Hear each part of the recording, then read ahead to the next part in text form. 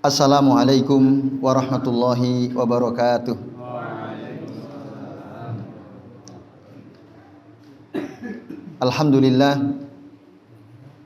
Alhamdulillahilladzi arsala rasulahu bil huda wa dinil haq liyudhhirahu ala dini kullih wa kafa billahi syahida. Asyhadu an la ilaha illallah wahdahu la syarikalah wa asyhadu anna Muhammadan abduhu wa rasuluh. Allahumma shalli wa sallim wa barik ala Muhammad wa ala ali Muhammad kama shallaita wa barakta ala Ibrahim wa ala ali Ibrahim fil alamin innaka Hamidum Majid. Amma ba'du. Bapak-bapak dan ibu-ibu serta hadirin sekalian rahimani wa rahimakumullah. Semoga kita semua yang hadir di majelis ini senantiasa dirahmati Allah Subhanahu wa taala. Amin ya Allah ya rabbal alamin. Baik, bapak-bapak dan ibu-ibu serta hadirin sekalian, a'azani Allah wa iyyakum ajmain. Alhamdulillah ya, pada malam ini kita bisa berjumpa kembali untuk melanjutkan ngaji kitab Bulughul Maram yang mempelajari hadis-hadis Nabi sallallahu alaihi wasallam terkait dengan masalah ibadah ya, masalah hukum. Dan pada kesempatan kali ini kita akan membahas ya lanjutan hadis dari bab tentang infak ya, nafkah. Bab tentang nafkah ya. Pada pertemuan kemarin ya, pekan lalu kita sudah membahas muqaddimah dan hadis yang pertama. Sekarang kita akan membahas hadis yang kedua, yaitu hadis dari Thariq al-Muharibi radhiyallahu anhu. Qala, dia mengatakan, qadimna al-Madinata, kami datang ke Madinah. Fa idza Rasulullah sallallahu alaihi wasallam qaimun alal mimbari yakhtubun nas. Dan Rasulullah SAW waktu itu berdiri di atas mimbar menyampaikan khutbah di hadapan orang-orang. Wa yaqulu, dan beliau bersabda dalam isi khutbahnya, diantaranya kata Thariq bil al-Muharibi, yadul mu'ti al-ulya, tangan yang memberi itu yang di atas. Yadul mu'ti al-ulya, tangan yang memberi itu yang di atas. Wabda biman ta'ul, mulailah dengan orang-orang yang engkau tanggung dalam memberi ya. Dalam memberi, mulai dari urutannya dari orang-orang yang engkau tanggung, biman ta'ul, yang menjadi tanggung jawabmu. Yang pertama ummaka, ibumu. Yang kedua wa abaka, bapamu. Yang ketiga wa ukhtaka, saudara perempuanmu. Yang keempat wa akhoka, saudara laki-lakimu. Summa adnaka, yang kelima kemudian yang di bawahmu. Wa adnaka, dan di bawahmu. Hadis rawahu An-Nasa'i, disahihkan oleh Ibnu Hibban dan Imam Ad-Daruqutni. Nah, Bapak Ibu dan jamaah sekalian rahimani wa rahimakumullah, ini urutan siapa orang yang pertama-tama paling berhak untuk mendapatkan nafkah dari seseorang. Nah, tentu ini konteksnya adalah orang yang belum punya istri. Karena di sini istri nggak disebut. Yang belum berkeluarga. Misal ada orang tua, bapak ibu gitu ya, punya anak 3. Anak pertama ini sukses gitu ya. Laki-laki, dia punya 2 adik laki perempuan. Ibunya sudah sepuh, bapaknya sudah sepuh, sudah tidak produktif ya, sudah tidak bekerja. Sementara kedua adiknya juga masih butuh tanggungan ya. Nah, dalam keadaan seperti ini, maka salah satu anak tadi nomor 1 yang sukses ini, yang dia punya kemampuan ya secara ekonomi, ya, dia punya ya tanggung jawab untuk ya, menafkahi orang-orang yang tadi disebutkan secara urut oleh Nabi Shallallahu Alaihi Wasallam. Jadi hadis ini dalilun ala annahu yang bagi lil insani antakuna. Pertama ini ya antakuna yaduhu aliyan bihaisu yakunu munfiqan muhsinan ala qadri halihi wastitaatih. Hadis ini menunjukkan bahwa orang itu seharusnya dia berusaha untuk bisa memberi, tangannya di atas, memberikan nafkah dengan baik, tentu sesuai ala qadri halihi, sesuai keadaannya, wastitaatih, sesuai kemampuannya. Itu yang harusnya diusahakan oleh setiap orang gitu ya. Tangannya di atas, bukan meminta ya. La an yakuna akhidan sa'ilan, tidak sebagai pihak yang meminta ya. Li'anna al-bazla wal infaqa yaj'alu al-yada aliyan, karena ketika kita mengeluarkan, berinfak, itu menjadikan tangan kita ada di atas. Yang kedua, Bapak Ibu, hadis ini menunjukkan apa? Ala annahu yambagi lil insani an yuhsina ila aqaribihi wa arhamihi wa yuwasihim bima yastati. Sepatutnya seseorang itu berbuat baik kepada keluarga dekatnya, aqaribihi, bapak, ibu, adik, kakak ya. Wa arhamihi, kepada ya orang yang punya hubungan rahim dengannya, berlapang-lapang kepada mereka sesuai kemampuan ya. Wa an yabda'a bil ahammi fal aham, dia harus memulai yang paling penting, itu dulukan. Nah, maka dalam hadis ini Nabi mendahulukan ibu. Ini anjuran ya. Pertama ini ya, ini anjuran. Jadi kalau ada anak mampu secara ekonomi, bapak ibunya sudah tidak bekerja, sudah tidak produktif, maka perhatikan dulu. Pertama-tama ibunya dulu. Ibunya dulu. Nah, maka kami punya teman gitu ya. Suami istri udah sepuh, dua-duanya pensiunan, punya anak, anaknya cukup sukses. Ya.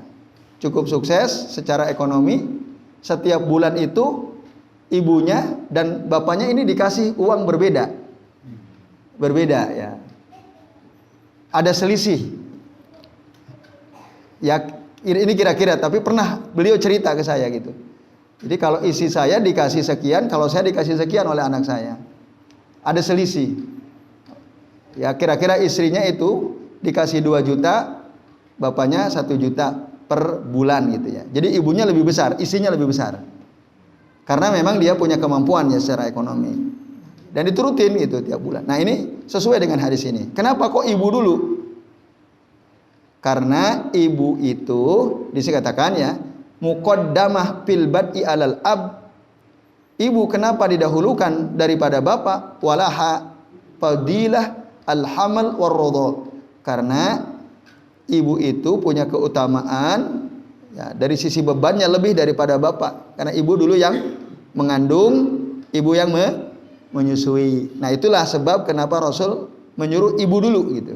Jadi kalau ada anaknya sukses mau ngasih bapak ibunya, ibunya dikasih tadi misalnya 2 juta, bapaknya dikasih 1 juta. Kalau mampu sesuai kemampuan. Nah, ini bapak ibu dan jamaah sekalian. Baru kemudian bapaknya. Setelah bapaknya punya adik, laki perempuan. Yang perempuan dikasih, tapi lebih besar daripada yang laki. Ya. Kami punya juga ya, ada temannya, dua-duanya suami istri di bank, kerja di bank. Gajinya lumayan besar ya. Ya mungkin sekitar 30-an lah. Kalau tidak keliru ya, pernah diceritakan gitu. Nah, maka dikasih bapaknya mungkin lebih besar, bisa jadi bapaknya mungkin 4 juta, ibunya 2 juta. Nah, atau mungkin ibunya 4 juta, bapaknya 3 juta, adik atau saudara perempuannya 2 juta, saudara lakinya 1 juta per bulan. Karena memang posisinya di bank bagus, walaupun sekarang sudah resign semua ya, alhamdulillah. Itu cerita dulu gitu ya. Nah, maka ketika beliau cerita kepada orang tuanya, "Bu, Pak, saya mau resign. agak keberatan orang tuanya. Tapi akhirnya alhamdulillah dengan kemudahan dari Allah dia resign juga. Tapi itu cerita saat masih bekerja ya. Nah ini dahulukan ibunya, bapaknya, kemudian adik perempuan atau kakak perempuannya, baru kemudian yang laki-laki. Kenapa kok yang perempuan didahulukan? Karena dia lebih lemah daripada yang laki-laki. Nah kalau memberi ya, kalau warisan laki-laki lebih besar dari perempuan warisan. Tapi kalau kita memberi atau hibah, nah, kalau berdasarkan hadis ini dahulukan yang perempuan, baru saudara laki-laki. Nah, kemudian Bapak Ibu berikutnya summa adenaka. Kemudian yang paling dekat denganmu, yang paling dekat denganmu. Kata adenaka ini maknanya ada dua. Yang pertama litaukid. Taukid itu untuk menekankan saudara dekatmu. Bapak ibu udah, adik kakak sudah. Masih punya paman, punya bibi yang butuh bantuan kita. Kita rezekinya lancar gitu ya, lapang rezekinya. Paman kita, bibi kita kesulitan. Itu mereka diberi nafkah juga yang dekat dengan dirimu. Jadi sebelum keponakan atau sepupu, justru bibi dulu atau paman dulu gitu. Nah itu maksudnya summa adnaka. Nah, atau kalau bude sama pak de berarti bude dulu apa pak de dulu? Bude dulu gitu. Bude dulu. Yang perempuan didahulukan, baru yang laki. Kalau masih ada ya kerabat kita yang membutuhkan bantuan nafkah dari kita. Nah, juga makna summa adnaka selain lit taukid juga maknanya lit tadarruj. Tadarruj itu artinya apa? Bertahap gitu ya. Tadi tahapannya mana yang didahulukan, mana yang dibelakangkan, itu yang maksud summa adnaka. Skala prioritas gitu. Itu yang bisa kita simpulkan dari hadis ini seperti yang diterangkan oleh Syekh Abdullah bin Shalih Al-Fauzan hafizahullah taala. Yang terakhir Bapak Ibu, hadis ini sebagian ulama menjadikan hadis ini sebagai dalil ala wujubi nafaqatil aqaribi ala qaribihim idza kana qadiran alal infaq. Nah, wal munfaqu alaihi muhtajan. Hadis ini menunjukkan kewajiban bagi seseorang menafkahi keluarga dekatnya jika dia mampu memberikan nafkah dan orang yang saudaranya itu dalam keadaan butuh. Maka yang pertama kali terkena kewajiban untuk memberikan nafkah adalah kerabat, keluarga dekat. Kan ada aja Bapak Ibu kadang-kadang orang secara ekonomi lemah gitu ya. Ada gitu ya. Suaminya kecelakaan, tabrakan, patah tulang belakangnya. Sudah nggak bisa kerja lagi, padahal masih muda. Sementara anaknya masih kecil. Nah, sudah nggak bisa kerja sama sekali. Tadinya dia punya pekerjaan setelah peristiwa ini, cerita nyata ya. Itu udah betul-betul nggak bisa kerja. Dia hanya tidur, makan, ya sholat di tempat tidur gitu ya. Ketika pun mau ke kamar kecil itu dibopong oleh istrinya, ya karena mengalami patah tulang belakang, parah ya. Nah, terus siapa tuh yang menafkahi dia sama istri dan dua anaknya? Yang pertama-tama berkewajiban menafkahi keluarga dekatnya, qoribuhu. Kalau dia punya kakak, maka kakaknya, baik kakak dari si laki-laki ataupun dari si perempuan, kalau punya. Nah, alhamdulillah, nah, kakak dari si perempuan ini secara ekonomi kuat, dia mapan, dan yang saya tahu dia disokong sepenuhnya masalah nafkah itu oleh kakaknya yang si perempuan itu. Terus berjalan ya, mudah-mudahan dimudahkan oleh Allah ya, rezekinya. Nah itu karena dia tahu itu kewajiban dia, walaupun dia punya istri, dia punya anak gitu. Dia punya kewajiban, punya istri, punya anak. Tapi ketika dia melihat adiknya sendiri, suaminya dalam keadaan seperti itu, tidak bisa bekerja, nah, anaknya dia tanggung semua sekolahnya. 2 anaknya itu masih kecil, semua sekolahnya dibayarin oleh Pak D berarti ya. Pak D karena kakak dari ibunya. Nah ini alhamdulillah beliau paham ya. Nah maka begitulah seharusnya. Nah ini Bapak Ibu dan jamaah sekalian, karena saudaranya mampu dan saudara satu lagi dalam keadaan butuh. Maka dalam hadis Nabi yang lain, wa ukhtaka wa akhoka summa adnaka summa adnaka. Saudara perempuanmu, kemudian saudara laki-lakimu, kemudian yang dekat denganmu, yang dekat denganmu. Nah ini Bapak Ibu dan hadis sekalian ya, kewajiban kita kalau kita mampu secara ekonomi, maka kita wajib menafkahi keluarga dekat kita sendiri. Jadi jangan diabaikan itu ya. Maka berdosalah keluarga dekatnya jika membiarkan ada adiknya, kakaknya berkebutuhan tapi tidak diperdulikan. Dia harus menunggu-nunggu kebaikan dari orang gitu. Nah, itu maka berdosa dia.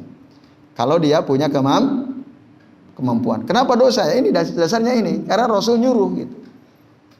Nah, kata Nabi tadi, wa bada biman ta'ul ummaka wa abaka wa ukhtaka wa akhoka summa adnaka summa adnaka.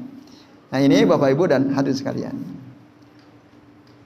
Kemudian hadis yang ketiga, an Abi Hurairah radhiyallahu anhu qol, dari Abu Hurairah radhiyallahu anhu dia mengatakan, qala Rasulullah sallallahu alaihi wasallam, lil mamluki ta'amuhu wa kiswatuhu wa la yukallafu minal amal illa ma yutiqu. Nabi ya Rasulullah SAW beliau bersabda, bagi seorang budak, nah, dia harus diberi makan, diberi pakaian, dan budak itu tidak dibebani pekerjaan yang dia tidak mampu. Nah, diberi makan, diberi pakaian, dan tidak diberi pekerjaan yang dia tidak mampu. Hadis riwayat Imam Muslim. Dalam hadis yang lain Bapak Ibu, Rasul mengatakan, al-mamluk, budak itu, hum ikhwanukum, mereka adalah saudara-saudara kalian. Ja'alahumullahu tahta aidikum, Allah menjadikan mereka ada di bawah kekuasaanmu. Fat'imuhum mimma ta'kulun, berilah mereka makan dari apa yang kalian makan. Walbasuhum mimma talbasun, berilah mereka pakaian dari apa yang kalian pakai. Ya, dari apa yang kalian pakai juga gitu ya. Ya nanti dijelaskan. Wala tukallifuhum ma yaglibuhum, jangan kalian bebani mereka para budak itu dengan sesuatu yang mereka tidak bisa. Fa in kalabtumuhum, kalau kalian membebani budak-budak itu ya, maka fa'ainuhum, tolonglah mereka. Hadis rawahu ya Al-Bukhari wa Muslim. Nah, ini menguatkan hadis ini ya. Bapak Ibu dan jemaah sekalian, jadi hadis ini menunjukkan apa? Annahu yajibu ala sayyidi nafaqatu raqiqah au raqiqihi wa kiswatuh. Hadis ini menunjukkan wajib atas seorang tuan yang punya budak memberi nafkah kepada budaknya dan memberi pakaian kepada mereka. Sama aja laki-laki maupun perempuan ya. Dan tidak boleh membebani mereka dengan pekerjaan yang mereka tidak kuat. Dulu ya kalau ada, masih ada budak. Sekarang sudah tidak ada ya. Tapi perintah, ada kesan seakan-akan sama gitu, harus sama yang mereka, kalian beri makan mereka dari apa yang kalian makan juga. Berarti kalau kalian makan burger ya kasih mereka burger kan gitu. Kalau kalian makan apa? Bakso ya beri juga mereka bakso. Ada kesan seperti itu. Iya, tetapi maksudnya kata Syekh Abdullah bin Shalal Fauzan, wa hadzal amr yuradu bihi an-nadb. Perintah ini maksudnya adalah anjuran, bukan suatu kewajiban. Maksudnya apa? Bukan suatu kewajiban bagi seorang tuan untuk memberi makan budaknya dengan makan yang persis yang dia makan. Gitu. Misalnya tuannya makan sate, tidak harus budaknya kasih sate. Ya boleh, tuannya ngasih makan sate, budaknya cuma dikasih mie ayam misalnya. boleh gitu. Yang penting dikasih makan, tidak harus sama. Tapi andai kata sama, tentu itu lebih baik. Itu maksudnya. Nah, ini Bapak Ibu dan Nyonya sekalian. Kesimpulan terakhir dari hadis ini, ya, yustafadu min hadzal hadis, ya. Bisa diambil faedah dari hadis ini wujubul ihsan ilal khadam wal ummal. Ya. Wajib bersikap baik kepada para pelayan, kepada budak, atau kalau sekarang kepada karyawan. Al-ummal, pegawai, ya, yang jadi bos nih wajib berbuat baik kepada para pegawainya, kepada karyawannya. Caranya gimana? Bi'ita'ihim huquqahum fi waqtiha, yaitu dengan memberikan hak mereka pada waktunya. Nah, ini bahkan dalam hadis itu dikatakan, ya, berikanlah upah mereka ajrohum qabla an yajifa arakuhum, sebelum keringat mereka kering. Nah, artinya apa? Ini isyarat kalau kita punya karyawan, gajilah karyawan kita, ya, secepat mungkin haknya ditunaikan. Nah, andai kata dia bekerjanya berkeringat, sebelum kering keringatnya berikan haknya. Itu maksudnya segerakan gitu, jangan ditunda kecuali ada uzur, ya. Lain lagi, kalau tidak ada uzur maka segerakan. Itu maksudnya. Nah, dan yang terakhir, tidak membebani karyawannya. Kalau sekarang berarti karyawan gitu, ya, pegawainya dengan suatu pekerjaan yang dia tidak mampu melakukannya, gitu. Atau membebani karyawannya dengan pekerjaan yang menyebabkan dia kehilangan waktu untuk ibadah, kehilangan waktu untuk istirahat. Itu zalim. Waktunya ibadah tetap suruh kerja, waktunya istirahat tidak boleh istirahat. Itu zalim. Nah, ini maka az-zulmu zulumatun yaumal qiyamah. Kezaliman itu kelak akan menjadi kegelapan bagi dia pada hari kiamat. Nah, ini Bapak Ibu dan jamaah sekalian. Itu hadis yang ketiga. Kemudian hadis yang keempat, dari Hakim bin Muawiyah al-Qusairi radhiyallahu anhu, dari bapaknya, dia mengatakan, qultu, aku berkata kepada Rasul, ya Rasulullah, wahai Rasulullah, ma haqqu zaujati ahadina alaih, apa hak istri salah seorang dari kami, ya, atas suaminya. Hak istri atas suami itu apa? Atau kewajiban suami terhadap istrinya itu apa? Nabi menjawab, antut'imaha idza ta'imta, kamu memberi makan dia jika kamu makan, wa taksuha idza tasaita, dan kamu beri dia pakaian jika kamu berpakaian. Hadis, ya, dari Hakim bin Muawiyah riwayatnya, dan hadis ini dikeluarkan oleh Abu Daud, Ahmad, An-Nasai. Kemudian di bawahnya yang kelima mirip, ya, dari Jabir. Kalau yang kedua ini sumbernya dari Jabir bin Abdullah, dari Nabi Sallallahu Alaihi Wasallam, tentang hadis haji, ya, yang panjang. Di dalam hadis tersebut Rasul menjelaskan tentang wanita, ya, walahunna, dan bagi para istri, alaikum rizquhunna, kewajiban atas kalian memberikan rezeki atau nafkah kepada mereka, wa kiswatuhunna, dan memberikan pakaian kepada mereka, bil ma'ruf, dengan cara yang ma'ruf. Hadis akhrajahu Muslim. Nah, ini dua hadis ini Bapak Ibu menjelaskan apa? Menjelaskan kewajiban seorang suami kepada istri. Nah, kepada istri. Jadi seorang suami wajib menafkahi istrinya, memberi makan dan memberi pakaian istrinya. Dan kewajiban ini, kata saya Abdullah bin Shalih Al-Fauzan, wa hadza amrun majma'un alaihi, ya, baina ahlil ilm, ay bainal ulama. Perkara ini merupakan perkara yang disepakati oleh seluruh ulama, bahwa seorang suami itu wajib menafkahi istri dan memberi pakaian kepada istrinya. Nah, ini Bapak Ibu dan jamaah sekalian. Nah, kemudian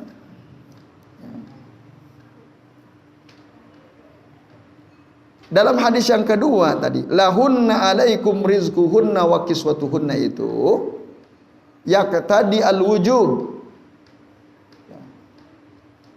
menunjukkan kewajiban. Wa nafaqatuz zaujati, dan memberi nafkah kepada istri itu aqwan nafaqat, nafkah yang paling kuat yang harus dipenuhi kepada istri. Aqwan nafaqat. Li'annaha mu'awidhah, karena nafkah kepada istri itu sebagai pengganti gitu. Nah, maka harus dipenuhi. Jika tidak, walaha al-fasakh. Andai kata seorang suami tidak memberikan nafkah kepada istrinya ya, dalam jangka waktu yang lama, maka seorang wanita boleh minta fasakh. Apa itu fasakh? Lepas dari si suami gitu. Kenapa? Li'anna zaujah mahbusatun ala zauji yamna'uha minat tasarrufi wal iktisab. Karena seorang istri itu ya dia berada di bawah kekuasaan si suami. Si suami boleh melarang istrinya untuk ya pergi kemana-mana atau untuk mencari nafkah. Boleh, suami boleh melarang. Nah, itu. Tapi tadi kalau si suami melarang, berarti suamilah yang harus bangkit untuk menafkahi istri. Nah, ini Bapak Ibu dan jemaah sekalian ya. Kemudian kewajiban memberi nafkah dan pakaian kepada istri itu wajibatun bil ma'ruf. Itu hukumnya wajib dengan cara ma'ruf. Ma'ruf yang dimaksud apa? Nah, kemarin Pak Is sempat menanyakan apa itu maksudnya ma'ruf. Masih ingat ya kemarin? Ma'ruf itu sesuai ketentuan syariat, sesuai dengan kebiasaan masyarakat di mana kita tinggal, sesuai zaman di mana kita hidup, tidak berlebihan dan tidak pula kekurangan, atau al-kifayah, secukupnya gitu. Cukup untuk masak di dapur, cukup untuk bayar SPP anak kalau anaknya sekolah gitu ya. Nah, ini Bapak Ibu dan cukup. Nah, cukup ini ukurannya relatif gitu. Antara satu orang dengan orang lain berbeda, antara satu masyarakat dengan masyarakat lain berbeda, antara satu negara dengan negara lain berbeda. Nah, jadi itu yang dimaksud ma'ruf, secukupnya. Nabi tidak menetapkan ya, dengan kadar tertentu, muqaddar muayyan, tidak. Makanya beliau hanya mengatakan bil ma'ruf. Itu. Ini Bapak Ibu dan jamaah sekalian. Jadi itulah kewajiban suami kepada istrinya. Jadi ini keterangan hadis yang keempat dan kelima. Yang terakhir sekalian, yang keenam, wa an Abdullah bin Amrin bin Al-As radhiyallahu anhu maqal. Dari Abdullah bin Amr bin Al-As, dia berkata, qala Rasulullah sallallahu alaihi wasallam, Rasulullah SAW bersabda, kafa bil mar'i isman. Ya. Sudahlah cukup seorang itu dianggap berdosa. Ya. An yudayyi'a man yakutu. Ya. Ketika dia mengabaikan, membiarkan orang yang seharusnya dia berikan nafkah, diabaikan, tidak diperdulikan, dibiarkan, itu sudah cukup berdosa bagi seseorang. Kafa bil mar'i isman an yudayyi'a man yakut. Dalam hadis riwayat Imam Muslim, ini riwayat Imam Nasai tadi ya. Wa huwa inda Muslim bil lafzi an yahbisa amman yamliku qutahu. Sudahlah cukup seseorang itu berdosa ketika dia menahan orang yang ya, dia punya kewajiban untuk memberikan nafkah, ditahan gitu ya, tidak diberi makan, tidak dinafkahi, tapi ditahan gitu. Nah, itu dia sudah cukup berdosa. Nah, ini Bapak Ibu dan jamaah sekalian ya, hadis rawahu An-Nasai, dan yang kedua tadi riwayat Imam Muslim. Nah, hadis ini sebenarnya ada awalan. Jadi kata Khaisamah, dia mengatakan kunna julusan ma'a Abdullah bin Amru ija'ahu qahromanu lahu. Waktu itu kami sedang duduk-duduk bersama Abdullah bin Amru bin Al-As. Tiba-tiba datanglah Qahroman itu, ini bukan bahasa Arab ya. Qahroman ini dari bahasa Persia, artinya adalah ya al-khazin, al-wakilu atau al-hafid ya. Wakil ya, yang membantu si Abdullah bin Amr bin Al-As. Wakilnya beliau gitu ya. Atau yang menjaga salah satu harta yang dibawa kekuasaan Abdullah bin Amr bin Al-As. Padahal masuklah si wakilnya ini, faqal, ditanyalah oleh Abdullah bin Amr, "A'taitar raqiqu tahum?" Apakah engkau sudah memberikan budak-budakmu itu makanan mereka? Qala la, tidak katanya. Qala famtalik, pergi kamu. Fa'tihim, berikanlah mereka nafkahnya. Lalu kata Abdullah bin Amr, qala Rasulullah SAW, "Kafa bil mar'i isman an yudayya man yakut." Sudahlah cukup berdosa bagi seseorang ketika dia membiarkan orang yang harusnya diberi nafkah. Nah, ini Bapak Ibu dan jemaah sekalian, di antara kesimpulan penting dari hadis ini adalah hadis ini menunjukkan bahwa ya, dalilun ala azami mas'uliyatil insani amman tulzimuhu nafaqatahu. Hadis ini menunjukkan kebesarnya tanggung jawab seseorang terhadap orang yang wajib dia nafkahi, min zaujatin, istri misalnya, wa auladin, anak-anak, wa aqarib, kerabat dekat, wa mamalik, budak-budak, wa hayawan, bahkan termasuk hewan ternak yang punya sapi, punya kambing, punya kucing, itu wajib dinafkahi itu. Kalau tidak dibiarkan maka bahkan berdosa, walaupun itu misalnya kambing atau sapi dibiarkan gitu ya, karena itu juga di bawah kekuasaan dia. Nah, ini Bapak Ibu dan hadirin sekalian rahimani wa rahimakumullah ya, beberapa hadis yang bisa kita bahas pada kesempatan malam hari ini. Nah, selebihnya barangkali ada di antara Bapak Ibu ya yang mau bertanya, kami persilahkan. Kalau ada silakan. Ada yang belum jelas misalnya, ya silakan Pak Haris. Untuk melihat yang terdekat, kemudian yang terdekat lagi, misalnya ke bude ataupun ke pak, Ya. itu kan tadi disebutkan yang perempuan bude. Apakah ini ada hubungannya dengan rahim? Silaturahim. Nah. Bukan tidak rahim, jadinya yang Rahim. Yang Pak D-nya itu yang dari bapaknya itu yang laki, Iya. yang D-nya itu kan istrinya, jadi bukan Dari jalur ibu. Oke ya. bukan dari jalur itu, cuma istrinya Pak D-nya. Dia punya Pak D, dia punya Bude. Tapi yang dari jalur Bapaknya itu yang Pak D, jalur ibu. Dia cuma istrinya saja. Apakah yang kita beri nafkah itu yang diutamakan yang istri dulu, tetap istri dulu. Ada orang dia punya istri, gitu. Enggak punya Pak D sama Bude. Kita yang sebagai memberi nafkah yang mampu lah kita. Oh, kita mampu, kita punya istri. Enggak, ya kita punya Pak D, punya D gitu. Kita punya istri nggak? Enggak. Belum, kita belum punya istri. Terus tapi kita punya Pak D, punya Bude. Nah, terus Pak D dari jalur bapak, Bude dari jalur ibu. Enggak, Bude cuma istrinya Pak. Oh, Bude itu istrinya Pak D. Nah, Pak D, ya kan? Jadi kita punya bapak kita punya kakak. Itu kan Pak D. Pak D itu punya istri, kan Bude juga kan? Ya, Nah, yang kita kasih nafkah kan tadi diutamakan yang perempuan. Yang Pak Haris tanyakan, jika begini keadaannya gimana? Sementara yang Pak D itu kan ada di garis ini nyambung secara nasab kan? Bude isinya si Pak D kan secara nasab nggak nyambung. Mana didahulukan? Pak D. Iya, yang secara nasab ada hubungan. Nah si budenya ya biar Pak D yang ngasih. Gitu. Kan otomatis kalau dia sebagai suami tanggung jawab terhadap istrinya gitu.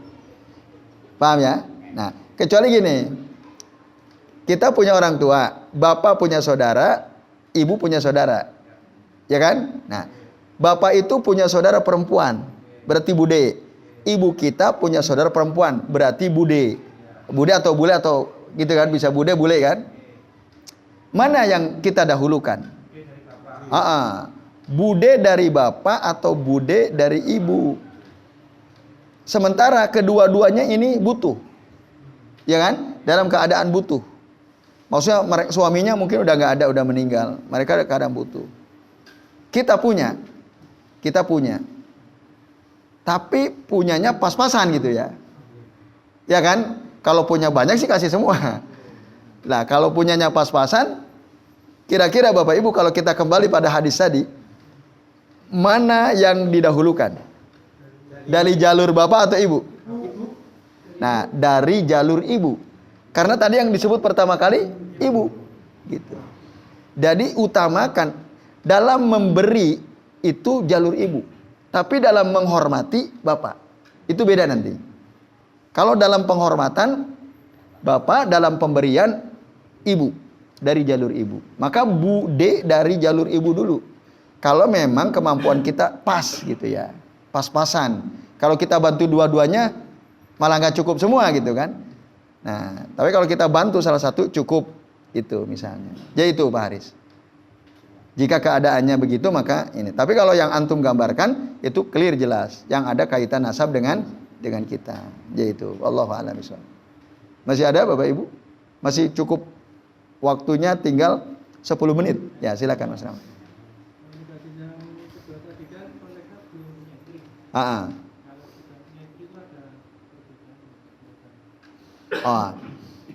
Iya, tentu saja yang paling tadi kan. Tadi ada kalimat yang kami sampaikan dan kami tekankan tadi ya. Jadi nafkah kepada istri itu aqwa an-nafaqat. Aqwa an-nafaqat. Jadi memberi nafkah yang terkuat itu ya kepada istri. Yang paling utama.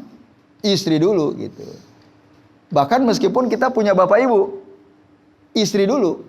Kalau istri sudah tercukupi, ada kelebihan baru ke orang tua. Itu Mas Rahmat. Kalau kita sudah nikah, karena kewajiban paling utama untuk memberi nafkah bagi seseorang adalah kepada istrinya, gitu. Nah ya anak otomatis, istri otomatis termasuk juga anak. Cuma nanti kalau anak gini, anak kan bisa jadi dia masih kecil, bisa jadi sudah besar, kan itu. Nah kalau anak masih kecil clear kan. Suami memberi kepada istri sekali suka anak kan. Beri nafkah untuk makan, pakaian, untuk sekolah kan otomatis suaminya kasih ke istrinya kan. Istrinya ngatur. Tapi ini anaknya udah gede. Anaknya udah besar, bahkan mungkin dia sudah berkeluarga. Tapi tadi mohon maaf misalnya, dia mengalami kecelakaan gitu ya. Si anaknya ini dia udah punya keluarga, tapi dia nggak bisa memberi nafkah. Karena dia mengalami kecelakaan atau sakit parah gitu. Si bapak ini berarti kan, dia masih punya istri, dia juga punya anak, tapi anak laki, ini anak lakinya misalnya. Kalau anak perempuannya berarti kan tanggung jawab suaminya. Ini anak lakinya.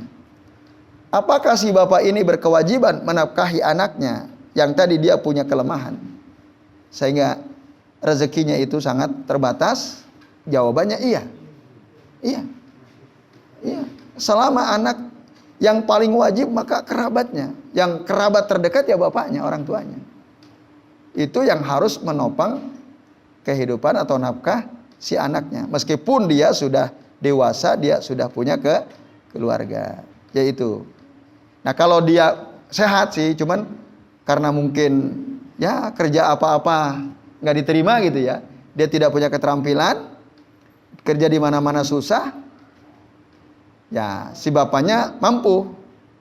Ya, maka si bapak itulah yang paling punya kewajiban untuk menafkahi anaknya. Yaitu, itu Mas Rahmat ya.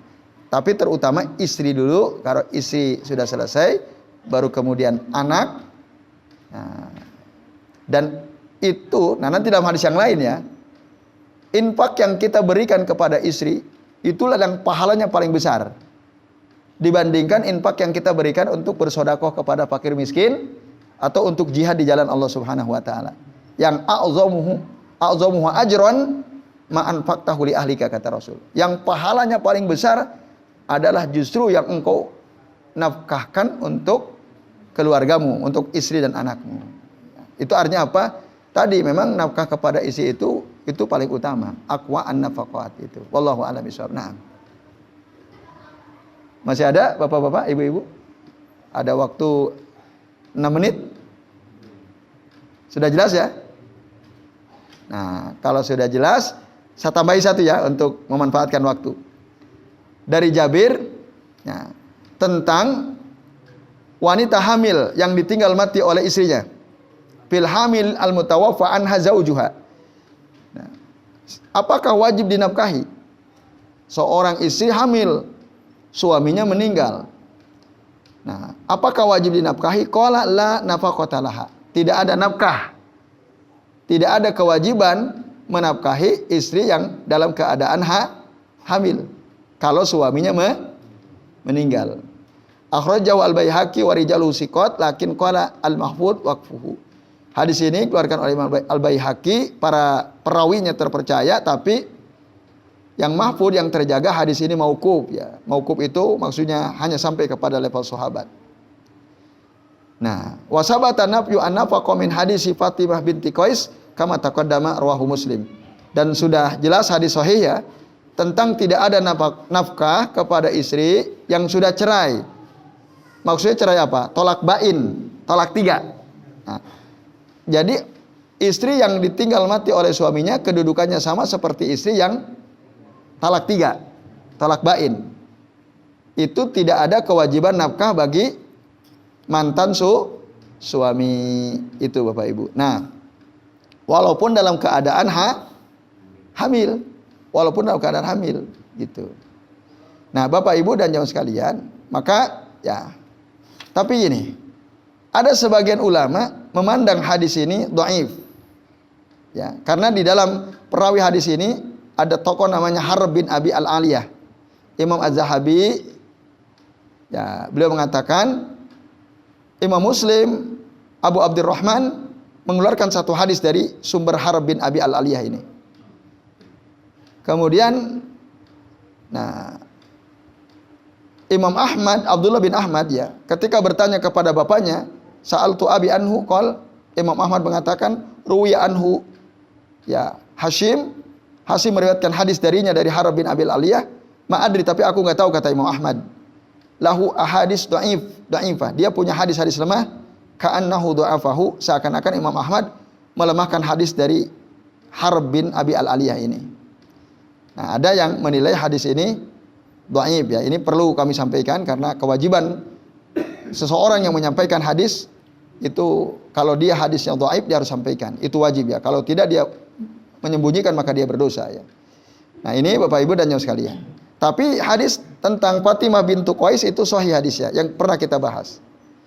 Nah, lalu kesimpulannya Bapak Ibu dan jamaah sekalian, nah, lalu kenapa istri yang ditinggal mati suaminya meskipun hamil tidak ada nafkah baginya?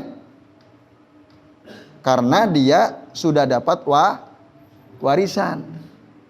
Kan istri yang punya anak ditinggal mati suami dapat warisan tidak? Berapa warisannya? 1/8. Nah, nafkahnya itu ya dari warisannya itu. Gitu, dari warisannya.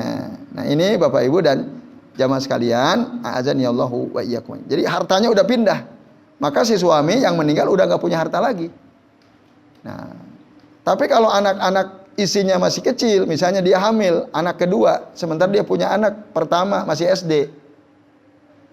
Apakah harta yang tinggalkan suami langsung dibagi warisannya? Untuk anaknya sekian, untuk isinya 1/8. Dibagi atau enggak? Enggak, kenapa? Karena anaknya masih kecil. Berarti siapa yang ngelola hartanya? Ya mboknya, ibunya itu, istrinya gitu. Nah, dari situlah nanti nafkah si istri yang ditinggal mati oleh suaminya meskipun dia dalam keadaan hamil, maka ketika dia melahirkan, dananya dari mana? Ya dari harta warisan yang ditinggalkan oleh suaminya.